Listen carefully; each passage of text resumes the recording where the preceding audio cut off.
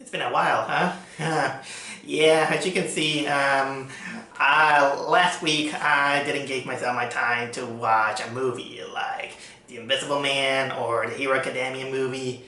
Basically is because, for one, I felt lazy, and the second reason is that I just wanted to take the opportunity to put up the finishing touches to my Japan videos since they went on the final stretch. So I said, you know what, I will give it my all to finish it, and well, there you have it. And if you want to know about the fruits of the labors that I did for the video for Japan, I'm finally uploading it every Monday, Wednesday, and Fridays until the final episode. So basically, now we're going onward to my to the next review. See what I did there? Yeah, I saw the latest Disney Pixar movie called Onward. Okay, first of all, I want to say, guys, that I maybe act a little bit too harsh on Disney and Pixar, but again, I'm trying to say that that doesn't mean that I hate the company. I just hate the shady business practices that they did, and I hate the over-appreciation to the film and the blind loyalty that many people have, even when it is doing things a little bit wrong. But okay, that's a little bit of my personal thing. But you have to deal with it a bit much, because there's one thing that I do want to tell. Before I go with my review of the movie Onward, I want to say that the movie comes up with a short film, and the short film is actually, believe it or not, it's a Simpsons short film. That's the second theatrical short film that stars Maggie Simpson. And let me tell you guys, I hated this short. Oh god, fucking hated it. Because, here's the thing, guys. That animated Simpsons short film was the final nail to the coffin of every single respect and tolerance that I had with The Simpsons. I mean, what happened? What happened? That was the most shameful thing I have ever seen from The Simpsons. And this is sad because I like The Simpsons. I like it mostly. I mean, when The Simpsons was actually had good writing, when they had good characters, when they had some good jokes, that was fun. But The Simpsons really went downhill year after year after year. And let me tell you guys that I just stopped watching The Simpsons and only kind of watch it out of sheer curiosity, all the Treehouse of Horrors. But it's funny that even the Treehouse of Horror moments, as creative as they are, they keep getting worse and worse every single time. And the biggest thing I blame is Lisa Simpson. But then, since now that Disney acquired Fox, this short, it's soullessly showing us in our faces that, yeah, we sold our dignity for Disney. And it shows.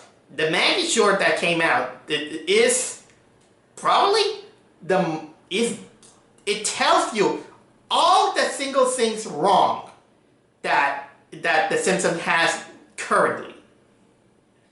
It has everything. Horrible character, horrible slenderization of the characters, lame jokes.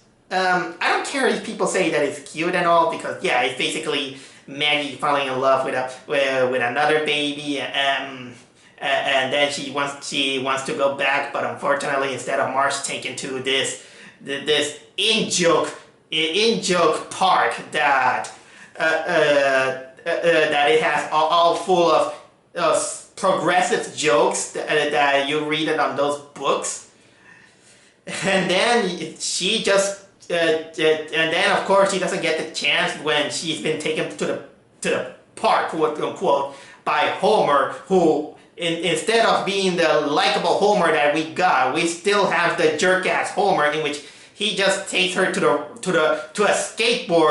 skateboard park only because there's a food cart that sells a burrito. Oh my god, and he leaves her there and just almost getting herself killed by skateboarders.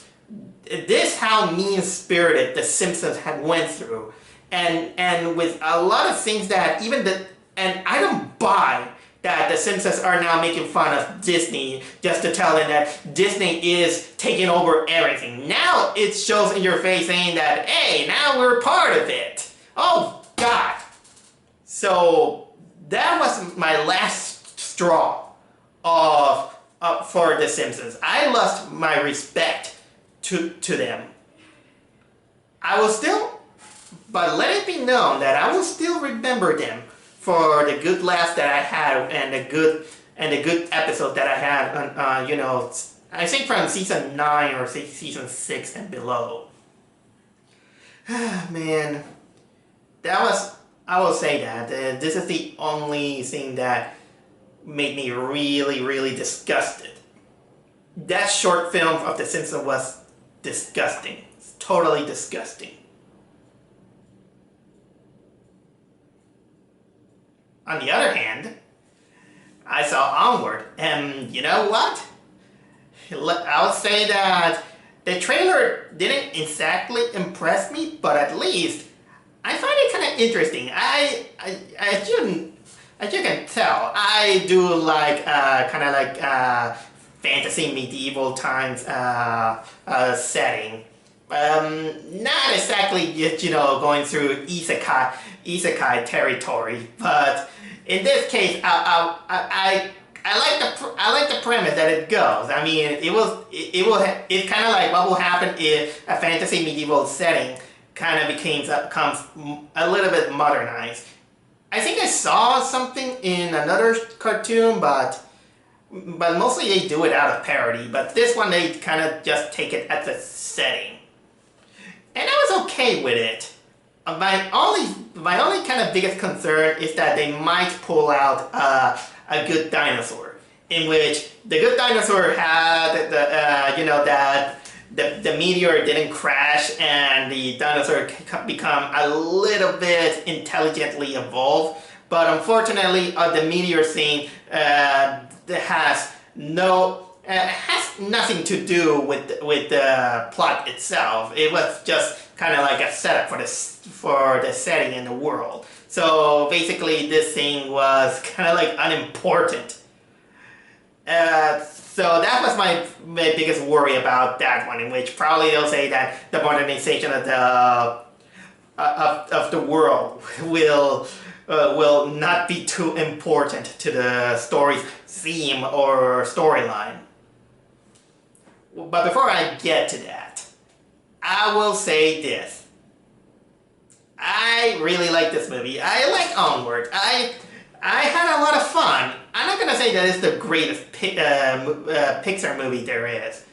I will probably say that this movie is better than The Good Dinosaur. It's better than Brave. It's a lot better than any of the Cars movies.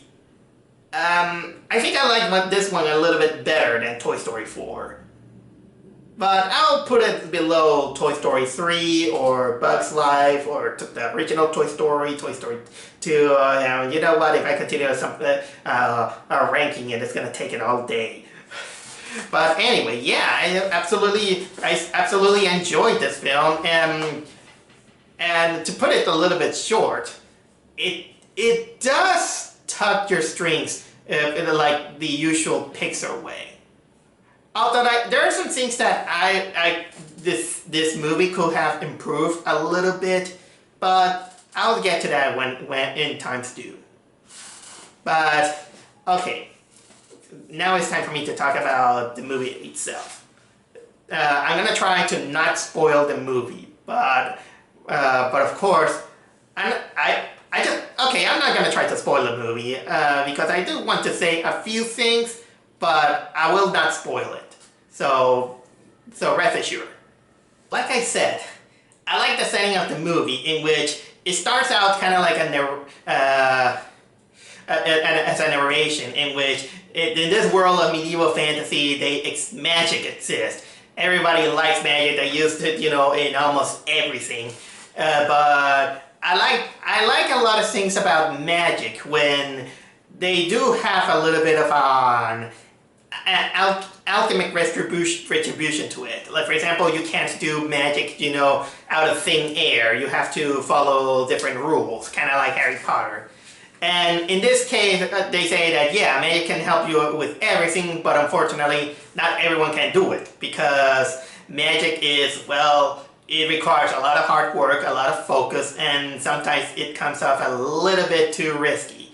But then later, technology begins to come out in order to manipulate the forces of nature, like in base when you need it easily. Like, for example, the light bulb, television, like modern technology. And of course, the younger generation began to like more the technological advances, the conformity of the household appliances. And years later and later, magic technically kind of vanished itself. And not like it doesn't exist anymore, but people tend to don't use it. It gets forgotten.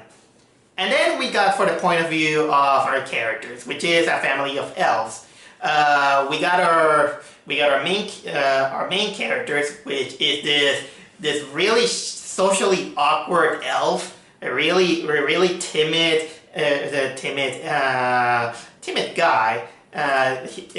This elf named Ian. He's voiced by Tom Holland from Spider-Man. And boy, I don't know what they do, but this is the second time in an animated movie in which they kind of capture the whole the physical embodiment of Tom Holland. A little bit of the curly hair, the nose, the geekiness that he has on the Spider-Man films. It's almost like it kind of became his pet peeve. So it is his 16th birthday, and he tries to become like the father that he never met. But of course, well, unfortunately, he is socially awkward. He is very shy, and he becomes very curious to know what was his father about because, well, he never met. They say that his father died by a sickness. Of course, he has his loving mother and the second main character, which is his brother Barley. Barley is played by Chris Pratt. Star-Lord. Man, they really stuck on two superheroes from the Marvel Cinematic Universe. But anyway, to let you know, Barley is pretty much kind of like the opposite of Ian. He is kind of like he is kind of like rebellious, but well intentioned, not kind of mean spirited. He's kind of like a lovable goof, let's say, and he's kind of like a historical buff because he's a firm believer of magic. He really likes to research his D&Ds because he kind of believes that magic exists. Although he does tend to get into a little bit of trouble with the law sometimes because first of all, he even tries to protect a historical landmark. He also has a little bit of cahoots with his mother's boyfriend, which is a centaur, and also he does have his own constructed mini band who he calls Gwendolyn. And let me tell you, I would love to have a band like that and the colors and everything because that band looks great. So there is a little bit of the character introduction. But what about the story? Well, the story is that after Ian having failed to do what he wanted to do at school, for example, inviting friends over to his birthday party or being like his dad and and even he has trouble learning how to drive, and mostly because he has trouble merging on what was it, on the highway. And I can relate to that. I'm also like that too, and I don't even have experience with driving. But the story is that the mother decides to give Ian and Barley a gift that was reserved from their father. That when both of the children reach the 16 years of age, she's gonna give them a gift, and that gift is none other than a magical staff. And the magical staff, it does have instructions that has in which it could revive the father for 1 day. So they try their best, but unfortunately fails. But then apparently Ian, out of nowhere, he apparently has the touch. He activated the magic, but unfortunately because it is a hard thing to do, he just managed to only revive the lower part of the father. So basically the solution is that in order to complete the spell, that they have to get a phoenix stone, which is kind of the basis to create the resurrection spell, and in order to complete the other half of the father and have Ian finally meet the father that he never met. And yeah, they go on a quest. Even Barley's like, this is gonna be like a magnificent quest, a big quest, like, you know, like old times. And he's gonna teach, of course, Ian about magic because, well, he's technically he knows a lot about magic. And I do like that their base is a D&D book in which he says that it is based on real life. Oh yeah, and they do have a time limit because this is a once-in-a-lifetime spell that it takes 24 hours in order to the magic to disappear.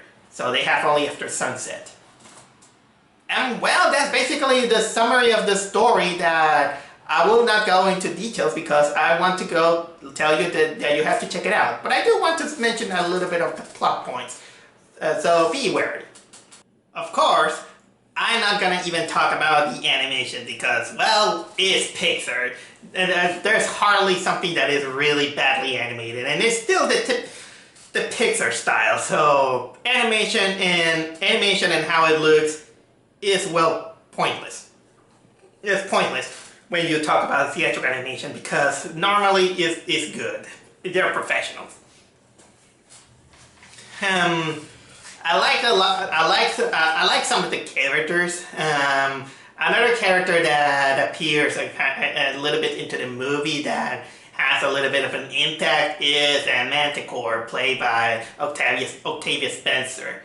And she does an okay job, but she is probably a cool character, I must say.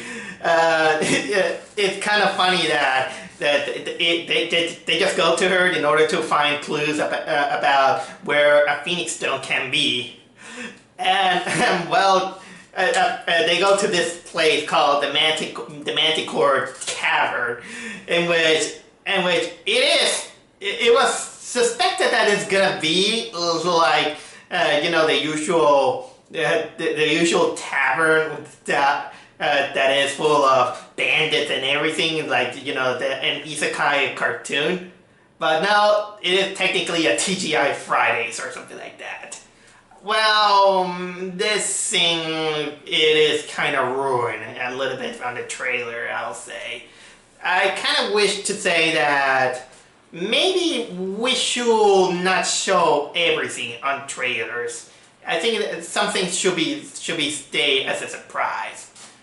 But no, because they just wanted to show off that, yeah, there's Octavia Spencer in it. Okay, what else I have to say about this one? Unlike the Good Dinosaur, this one takes advantage a little bit more of the setting instead of, you know, unlike the Good Dinosaur. Because I don't know if I repeat it, but again, the problem with the Good Dinosaur is that the whole marketing and even the whole movie kind of establishes that what will happen if the meteor that destroys the dinosaurs, well, didn't destroy the dinosaurs? Well, yeah, but it's technically give out the setting, but it doesn't affect anything on the movie noticeably. So it felt like this backstory, it felt kind of meaningless.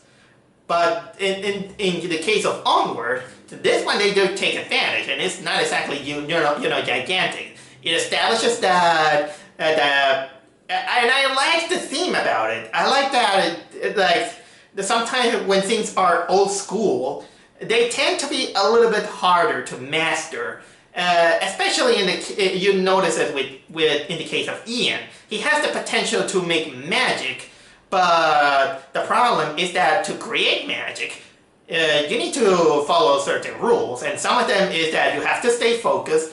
There are some strict rules that you have to keep in mind, and a lot of it is about self-confidence, which is technically a big crux with Ian. He's like I said, he's a really socially awkward character, and it doesn't follow up, the theme that he just wants to know his father.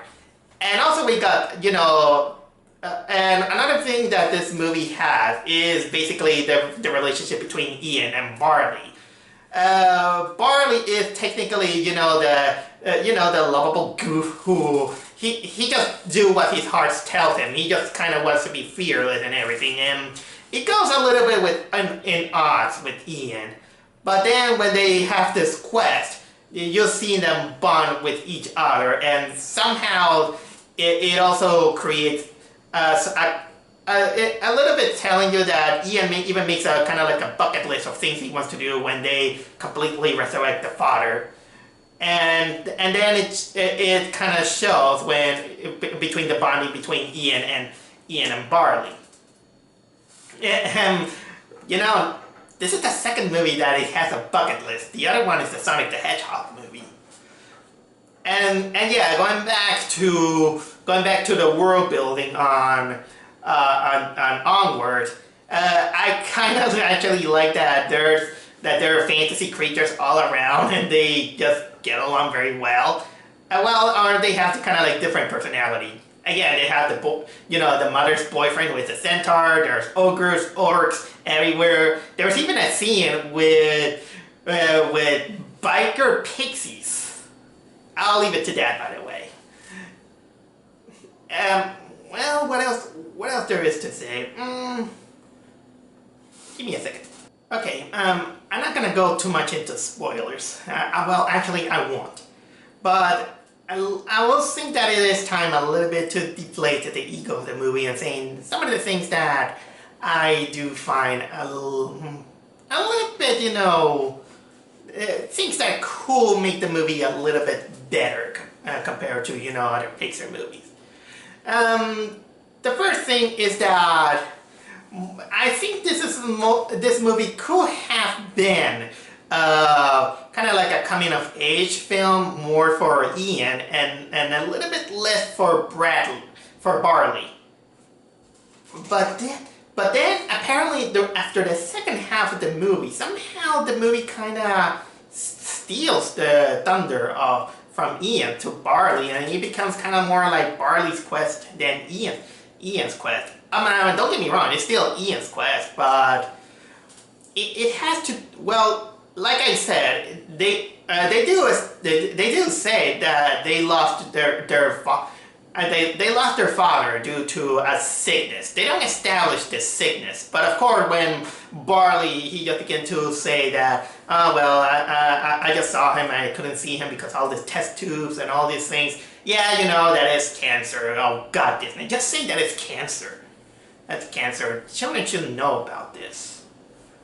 But but this is something that they just say it, and I want to encourage Disney to not just say it, just show it too. I think that the thing could happen much stronger if you show at least that kind of flashback. Although you get that it is a sad situation, and honestly, I've been through similar situations there. and I do kind of like that there was this kind of like this separate experiences between these two brothers. Like for example, Ian never met his father because he was born when his father dies, and Barley, he just barely remembers the father, and but of course he something happened that he couldn't see him for the final time, and it's something that he just regrets. I like that. I like that. But again, I wish they could have shown it instead of more telling. In a visual medium, I think that it would be better if they just show it. And I don't care if you're going to say that this is going to scare children or something like that. I think that this is kind of like a necessary evil in which you have to show that life is not always, bright, happy faces. Sometimes you have to deal even to the hardest situation in order to get them ready to see that. And I know it's scary. Sometimes the sooner the better. And with the proper guidance, I think they will grow up into definite good men or something like that. And of course, this all leads up to a really, really good climax. I'm not gonna say what it is, but I will say that it's a little bit the ending. I think it's a little bit unfair. I'll say it's a little bit unfair. I'll leave it to that. It's not bad. It's not a bad ending. I do get it what it is, but it's a little bit unfair. That I will leave it to it. So anyway, yeah, I really enjoy Onward, I'll say, and not much I have to say without spoiling anything about this film.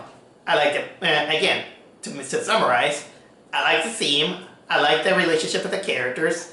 I like how they show magic that sometimes could do better things compared to technology. And this is again kind of ironic that it kind of represents also Disney itself, in which I will say that magic is basically kind of like traditional animation compared to CGI animation, in which they find it a little bit easier. Mind that it's not easy too, but still, I think traditional animation is harder, but still I think that it's more rewarding, kind of like the magic in this world. Yeah, I'm overanalyzing it, but it's pretty ironic. But in the end, I would say check it out. Check out Onward if you try, if you have the chance. So yeah, onward you go. Oh yeah, and by the way, shame on you, Simpsons. Shame on you.